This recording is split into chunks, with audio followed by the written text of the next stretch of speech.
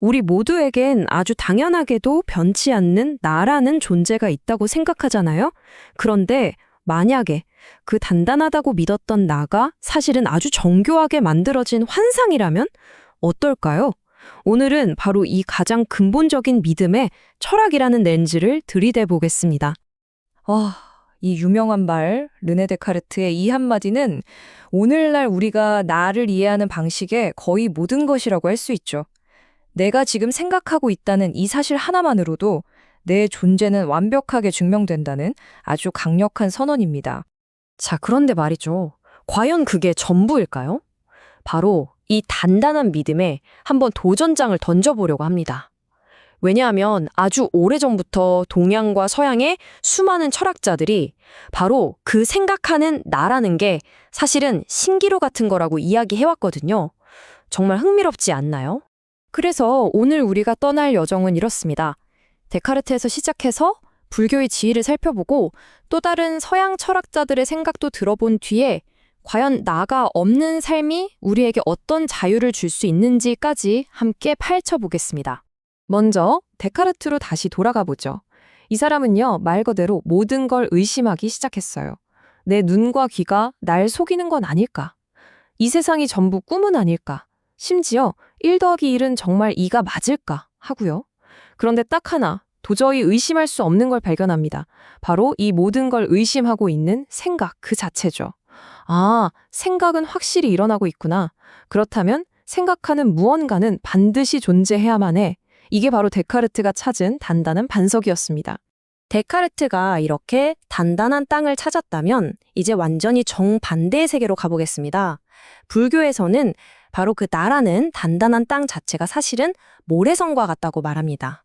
그리고 영원한 자아가 있다는 그 믿음이야말로 우리 모든 고통의 시작점이라고 보고 있죠. 이 생각의 가장 핵심에는 무와 팔리어로는 아나타라는 개념이 있어요. 말 그대로 나가 없다는 뜻인데요. 우리 안에 뭔가 고정불변의 영혼 같은 게 있다는 생각에 정면으로 아니라고 말하는 가르침입니다. 그럼 나가 없다면 지금 이 경험을 하고 있는 건 대체 뭘까요? 좋은 질문이죠. 불교에서는 우리를 5가지 덩어리, 즉 오온으로 나눠서 설명해요. 여기엔 우리의 몸뚱어리인 색, 좋고 싫은 수, 이런저런 생각인 상, 뭔가를 하려는 의지인 행, 그리고 이 모든 걸 알아차리는 마음작용인 식이 포함됩니다. 여기서 진짜 중요한 포인트는 이거예요. 이 5가지 덩어리 중 어느 것도 가만히 있질 않는다는 겁니다. 계속해서 변화하고 흘러가죠. 그러니까 우리가 나라고 부르는 건 이 변화하는 흐름들이 잠시 한데 모여있는 상태일 뿐이라는 거예요. 그 안에는 어떤 사장님이나 CEO 같은 중심점이 없다는 거죠. 마치 강물 위에 물거품처럼요. 자, 이제 정말 신기한 부분입니다. 지구 반대편 18세기 스코틀랜드에 살았던 철학자 데이비드 휴미 불교 철학에 대해 전혀 몰랐을 텐데도 거의 똑같은 결론에 도달하거든요. 정말 놀라운 우연이죠. 휴미 들었던 유명한 사과 비유를 한번 볼까요? 자, 우리가 사과를 경험할 때 실제로 경험하는 게 뭘까요? 우리는 빨간색을 보고 둥근 모양을 느끼고 단단한 감촉을 만지고 새콤한 맛을 봅니다. 그쵸? 그럼 휴은 여기서 이런 질문을 던집니다. 그런데 그 속성들 말고 사과 자체는 어디 있죠? 색깔, 모양, 맛, 감촉을 하나씩 다 빼고 나면 뭐가 남죠? 아무것도 안 남습니다. 우리가 경험하는 건 언제나 속성들의 묶음이지 그 속성들 뒤에 숨어 있는 사과라는 실체가 아니라는 거예요. 그리고 휴은 이 논리를 그대로 우리 자신에게 적용합니다. 자, 지금 당장 여러분 내면을 한번 들여다보세요. 뭐가 보이나요? 어제 먹은 저녁에 대한 기억? 지금 듣고 있는 제 목소리? 따뜻하거나 차가운 느낌? 이런 감각과 생각, 감정의 흐름만 있을 뿐이죠. 그 모든 걸 경험하고 있는 단단한 나라는 구심점은 아무리 찾아봐도 없다는 겁니다. 나는 그저 이 모든 지각들의 다발일 뿐이라는 정말 충격적인 결론이죠.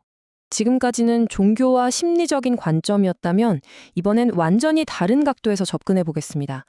철학자 버트런드 러셀은 우리가 나라는 게 있다고 믿는 이유가 그냥 우리가 쓰는 언어에 속고 있기 때문이라고 주장했어요. 말하자면 문법이 만들어낸 유령이라는 거죠. 자, 이 두 문장을 한번 비교해 보세요. 이순신은 이순신이다. 이건 뭐 당연한 말이죠. 아무 정보가 없어요. 그런데 이순신은 충무공이다. 이 문장은 우리에게 충무공이라는 새로운 정보를 줍니다. 잠깐만요.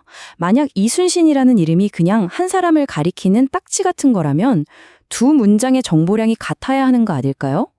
대체 무슨 일이 벌어지고 있는 걸까요? 여기서 러셀은 기가 막힌 해답을 내놓습니다.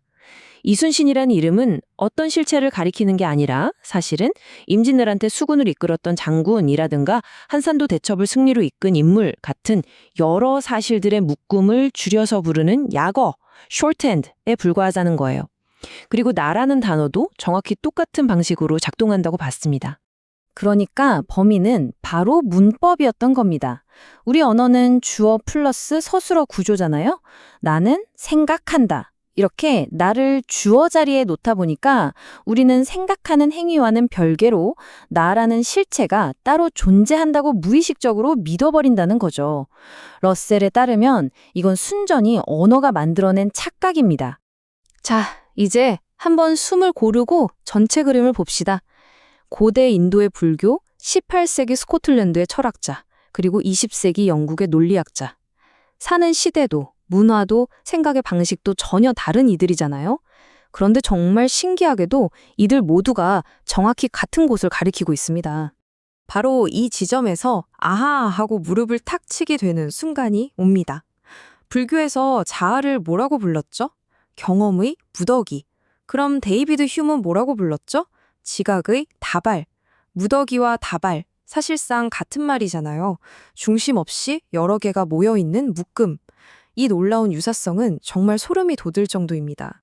그럼 이 모든 걸 가지고 맨 처음으로 데카르트에게 다시 돌아가 보죠. 나는 생각한다, 고로 존재한다. 이 말을 이렇게 바꿔볼 수 있지 않을까요?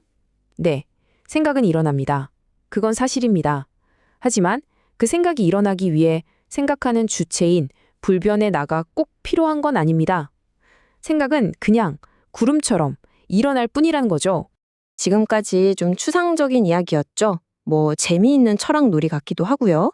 그런데 이게 대체 우리 실제 삶에서 무슨 의미가 있을까요? 그래서 뭐? 라는 질문이 나올 수 있죠. 그런데 사실 이게 엄청나게 중요합니다. 불교적인 관점에서 보면 이게 바로 모든 문제의 핵심입니다. 변치 않는 나라는 허상을 꽉 붙들고 있기 때문에 모든 괴로움이 시작된다는 거예요. 한번 생각해 보세요. 내 것에 대한 욕심, 나에게 상처 준 사람에 대한 분노, 나의 미래에 대한 불안, 이 모든 감정의 중심에는 보호하고 만족시켜야 할 나가 떡하니 버티고 있죠. 제가 정말 좋아하는 다람쥐 비유가 있어요. 다람쥐는 절대 심심해하지 않는데요. 왜일까요? 나 지금 너무 심심해 라는 생각을 할 나가 없기 때문입니다. 그냥 그 순간을 살 뿐이죠. 지루함, 불안, 공허함 같은 아주 인간적인 고통들이 사실은 이 나라는 개념에 얼마나 깊이 얽혀 있는지 보여주는 통찰입니다. 그래서 마지막으로 여러분께 이 질문 하나를 던지며 마무리하고 싶습니다. 여러분이 평생에 걸쳐서 만들어온 나라는 이야기 있잖아요. 나의 기억, 나의 성격, 나의 성공과 실패. 그 모든 스토리를 잠시 내려놓는다면 그 이야기 없이 당신은 누구일까요? 한번 깊이 생각해 볼 만한 질문입니다.